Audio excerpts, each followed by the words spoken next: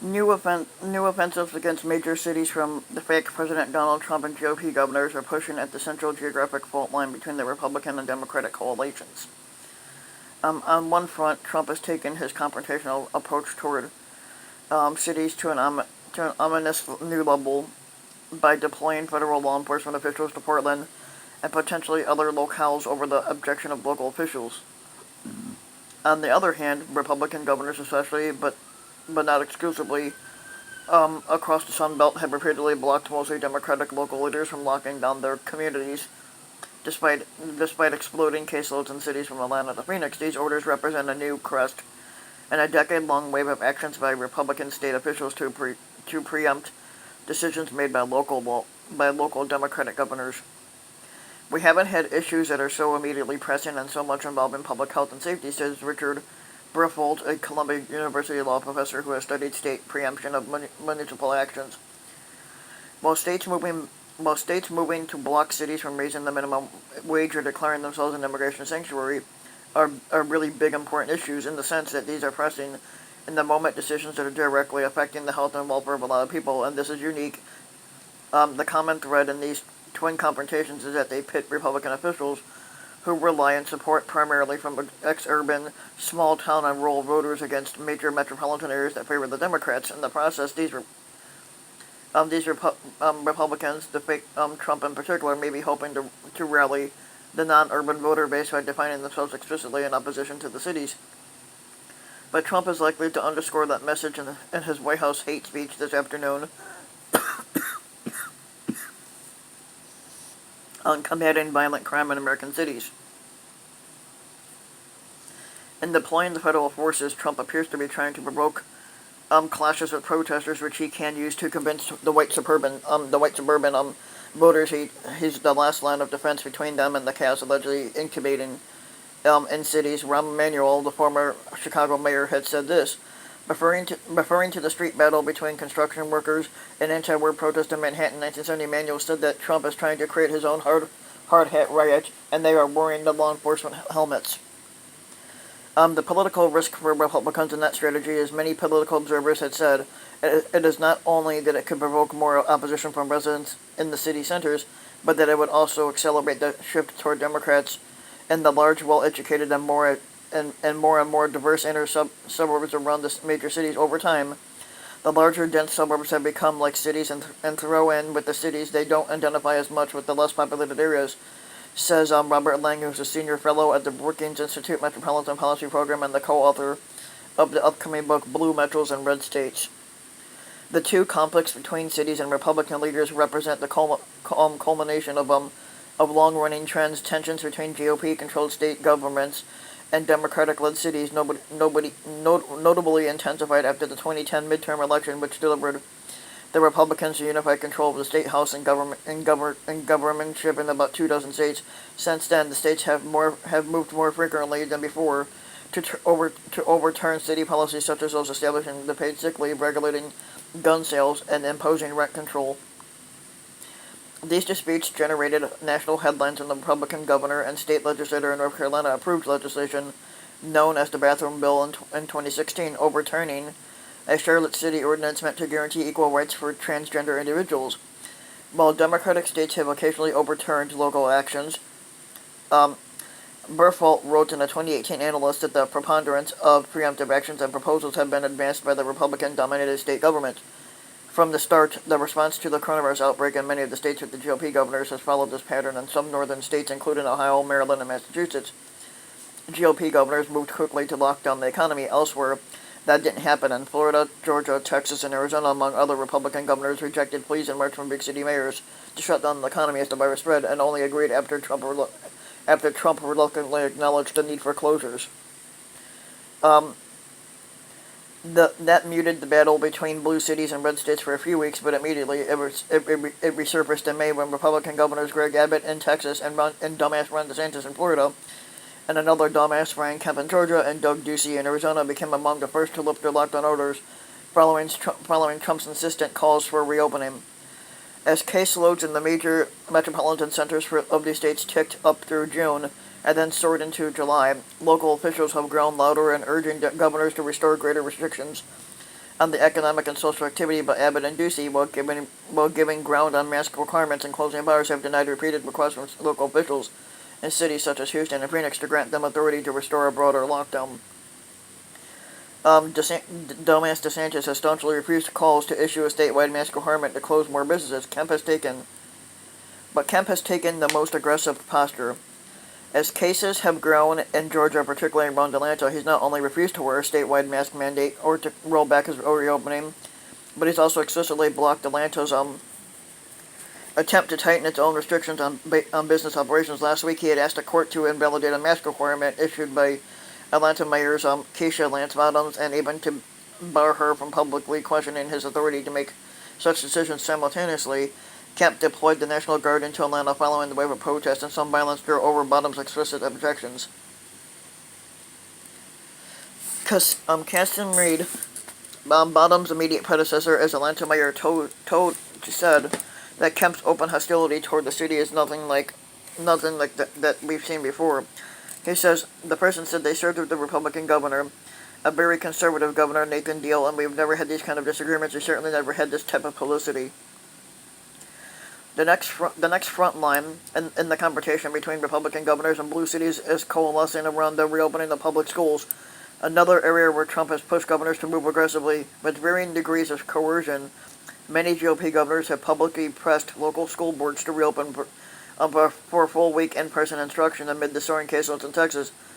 Abbott recently partially retreated, saying that districts could offer virtual instruction for at least the first few weeks of classes, but in Florida, dumbass DeSantis has continued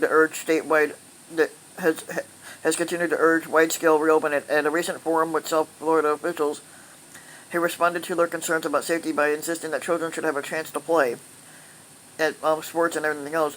But what about having football season, things like that? He asked. We've got a lot of young kids who is their ticket to be able to go to college through athletics.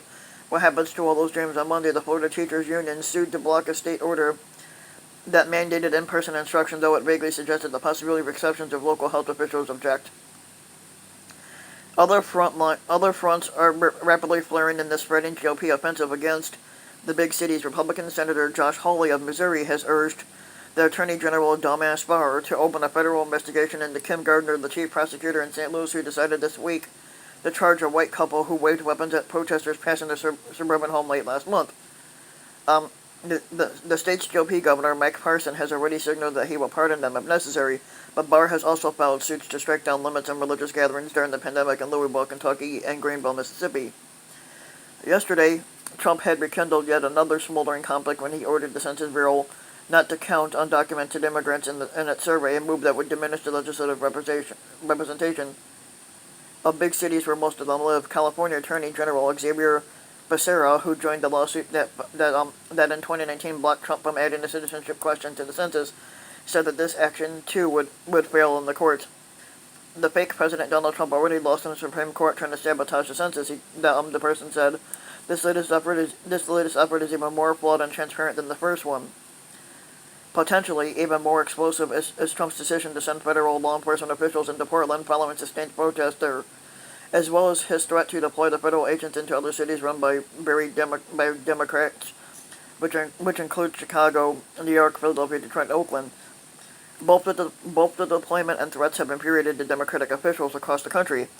Becerra told me that while California prices its partnership with federal law enforcement agencies, if Trump uses them to try to engage in what we know are the general police powers of a state, he is violating Constitution, and the state will fight him in court. Chicago Mayor Lori Lightfoot struck a similar tone yesterday when she said she would welcome federal assistance in combating the city's endemic gun violence, but she opposes any effort to use federal personnel against protesters. Lightfoot joined the 14 other big city mayors in a scathing letter to Trump released this morning, which declared that unilaterally deploying paramilitary-type forces into our cities is wholly inconsistent with our system of democracy and our most basic values.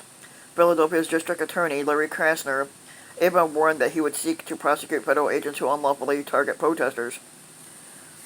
The politics of all these proliferating battles between Republican officials and Democratic cities may unfold at two levels, with Trump monumentally unpopular in urban centers but still strong in rural places. The most immediate political and question is how suburban voters would respond to this.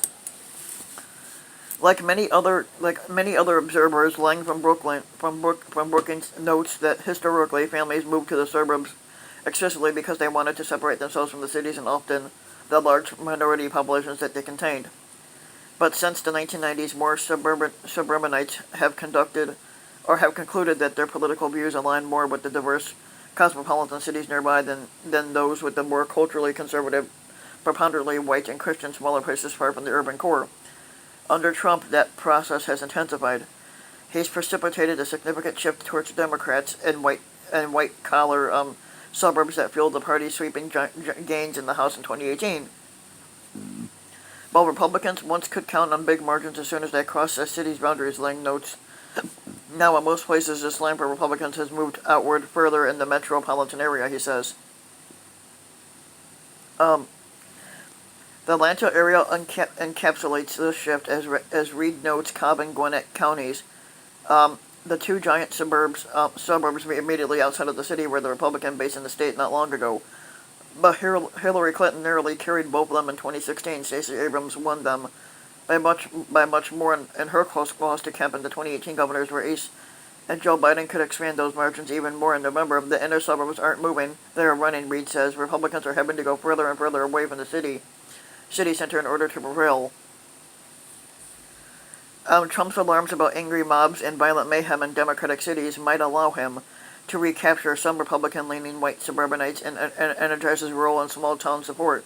Analysts on both parties told me that, but as I've written before, his belligerent tone simultaneously risks hardening the opposition he's facing from the many suburban voters who feel that he's exposing them to more danger, both in his response to the policy of the policing protest and his unrelenting push to reopen the economy despite the virus's resurgence. In last week's National Quinnipiac University poll, just over 7 in 10 white voters holding at least a 4-year college degree had disapproved of Trump's handling of both race relations and the outbreak. The larger political implication of these battles is to deepen the sense that the nation is hardening into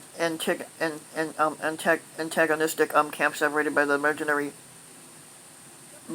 border that circles all of the major population centers like a beltway, dividing the metropolitan core within from the less densely settled places beyond.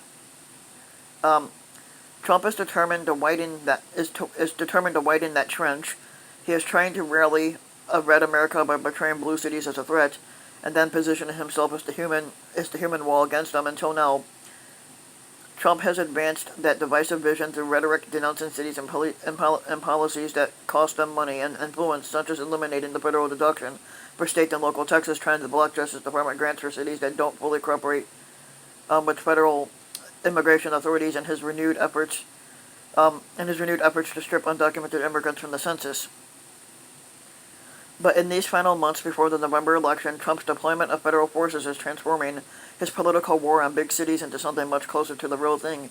It's breathtaking and it's dangerous, says Emanuel, the former Chicago mayor. And if Trump wins a second term, which we hope he doesn't, especially if that victory relies on another rural surge to overcome massive opposition across the big metros, the chaos in Portland might only look like the preliminary skirmish for an even more incendiary collision to come. Now, if you like the video, give the video a like and subscribe to my channel, Random Mike, and also hit the notification bell so that you'll be notified when the new video comes out. And thanks for listening.